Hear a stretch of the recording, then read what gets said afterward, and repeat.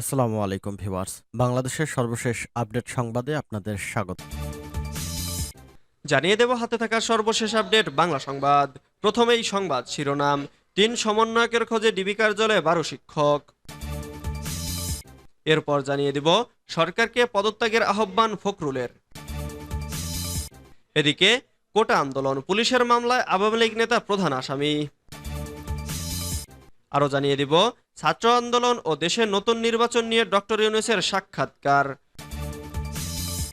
সর্বশেষ জানিয়ে দিব এবার জাতীয় ঐক্যের ডাক দিলেন কাদের। এতক্ষণ শুনছিলেন সংবাদ শিরোনাম, এবারে বিস্তারিত। তবে অনুরোধ থাকবে ভিডিওটিতে একটি লাইক করবেন এবং কমেন্ট করে জানিয়ে দিবেন কোন জেলা থেকে আপনি আমাদের এই ভিডিওটি দেখছেন। ৩ সমন্বয়কের খোঁজে ডিবি কার্যালয়ে ১২ শিক্ষক। বৈষম্য বিরোধী ছাত্র আন্দোলনের ৩ সমন্বয়ক নাহিদ ইসলাম, আসিফ মাহমুদ ও আবু বাকের মজুমদারের খোঁজ নিতে ডিবি কার্যালয়ে গিয়েছিলেন বিশ্ববিদ্যালয় শিক্ষক নেটওয়ার্কের ১২ শিক্ষকের একটি প্রতিনিধি দল। শনিবার ২৭ জুলাই বিকেল ৪টায় ডিবি কার্যালয়ে যান বিদ্যালয় শিক্ষক নেটওয়ার্কের প্রতিনিধি দল। সেখানে ২০ মিনিটের মতো তারা অবস্থান করেন, পরে সেখান থেকে ফিরে যান। তবে ব্যস্ততার কারণে তাদের সঙ্গে দেখা করেননি ঢাকা মহানগর পুলিশের অতিরিক্ত কমিশনার ও গোয়েন্দা শাখার প্রধান মোহাম্মদ হারুনার রশিদ। গতকাল শুক্রবার বিকেলে ঢাকার একটি হাসপাতাল থেকে বৈষম্য বিরোধী ছাত্র আন্দোলনের ৩ প্রধান সমন্বয়ককে সাদা পোশাকে তুলে নেওয়া হয়। হাসপাতাল থেকে তাদেরকে ডিবি হেফাজতে নেওয়া হয়েছে। ঢাকা বিশ্ববিদ্যালয়ের গণযোগাযোগ ও সাংবাদিকতা বিভাগের অধ্যাপক গীতিয়ারা নাসরিন বলেন, মিডিয়া থেকে আমরা জেনেছি আমাদের বিশ্ববিদ্যালয়ের ৩ জন ছাত্রকে হাসপাতাল থেকে অধিকতর নিরাপত্তার জন্য এখানে নিয়ে এসেছে। হাসপাতাল থেকে কেন এখানে আনা হলো সেই খবর নিতেই আমরা এসেছি। একদমই স্বতঃস্ফূর্তভাবে আমরা খবর পেয়ে চলে এসেছি। অভিযোগ করে তিনি বলেন, আমরা যখন এখানে এসেছি তখন এখানকার অফিস প্রধান ভেতরেই ছিল। তাকে খবর দেওয়া হয়েছে, কিন্তু তিনি আমাদের সঙ্গে দেখা করেননি। যদিও আমাদেরকে অফিসের ভেতর থেকে বলা হয়েছিল ওনার গাড়ি থামিয়ে কথা বলতে। সরকারকে পদত্যাগের আহ্বান ফখরুলের।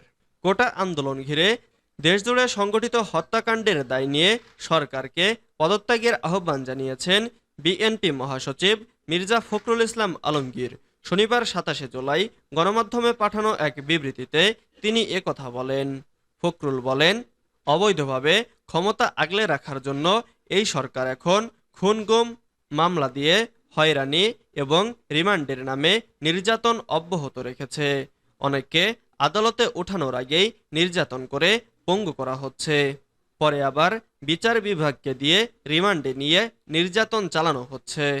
তিনি বলেন, নুরুল হক নূরকে রিমান্ড শেষে আদালতে নিয়ে আসার সময় গণমাধ্যমে যে চিত্র এসেছে তা যে কোনো মানুষকে আলোড়িত করবে। রিমান্ডে তাকে এমনভাবে নির্যাতন করা হয়েছে যে তিনি দাঁড়াতেই পারছেন না। বিএনপির এই নেতা বলেন, ছাত্রদের গুলি করে পঙ্গু করে হাসপাতালে দেখতে যাওয়া, মায়া কান্না এবং সাহায্য করার কথা বলা জনগণকে প্রতারণা করার আরেকটি নজির। তাই এই সরকারকে বলবো, সব হত্যাকাণ্ডের দায় নিয়ে অবিলম্বে পদত্যাগ করুন।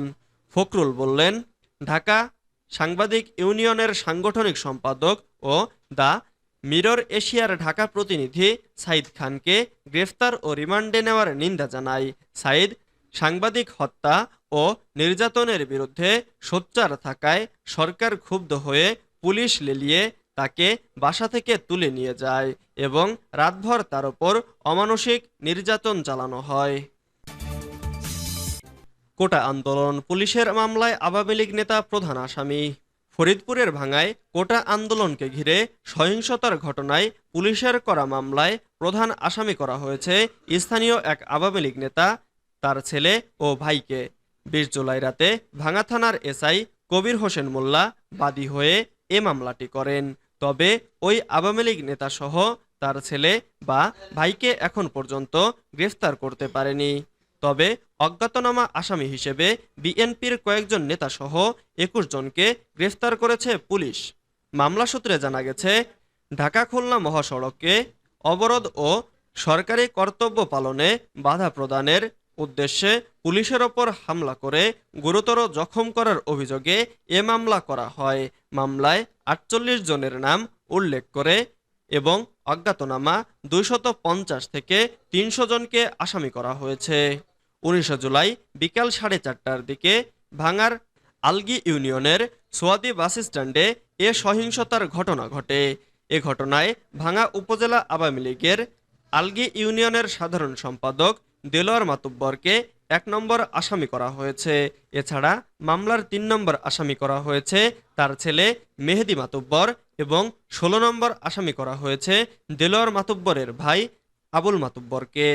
আলগী ইউনিয়ন আওয়ামী লীগের সভাপতি কমলচন্দ্র দাস বলেন, সোয়াদি বাসস্ট্যান্ডের যে জায়গায় এ ঘটনা ঘটেছিল তার পাশে ইউনিয়ন আওয়ামী লীগের সাধারণ সম্পাদক দেলোয়ারের বাড়ি। তিনি হয়তো গোলাগুলির শব্দ শুনে ঘটনা দেখতে বের হতে পারেন। বিষয়টি নিয়ে দলীয় ফোরামে ও পুলিশের সঙ্গে আলোচনা করা হবে। ছাত্র আন্দোলন ও দেশের নতুন নির্বাচন নিয়ে ডক্টর ইউনূসের সাক্ষাৎকার। বাংলাদেশে সাম্প্রতিক কোটা সংস্কার আন্দোলনের প্রেক্ষিতে উদ্ভূত পরিস্থিতি নিয়ে ভারতীয় সংবাদ মাধ্যম দ্য হিন্দুকে বিশেষ সাক্ষাৎকার দিয়েছেন শান্তিতে নোবেল বিজয়ী professor doctor Mohammad Yunus. Doctor Yunus বর্তমানে ফ্রান্সের রাজধানী প্যারিসে অবস্থান করছেন। সেখানে সাক্ষাৎকারটি নিয়েছেন দ্য হিন্দুর খ্যাতনামা কূটনৈতিক সংবাদদাতা সুহাসিনী হায়দার। তিনি ব্যক্তিগতভাবে বহুল আলোচিত বিজেপি নেতা সুব্রাহ্মণিয়াম স্বামীর মেয়ে এবং ভারতের সাবেক পররাষ্ট্র সচিব সালমান হায়দারের পুত্রবধূ। গত ২৬শে জুলাই সাক্ষাৎকারটি প্রকাশ করা হয়েছে। ডক্টর মোহাম্মদ ইউনূস বলেন, আমি এখানে আসার পর এমন কিছু ঘটেনি। আমি সেখানে ছিলাম। কারফিউর মধ্য দিয়ে এয়ারপোর্টে গেলাম।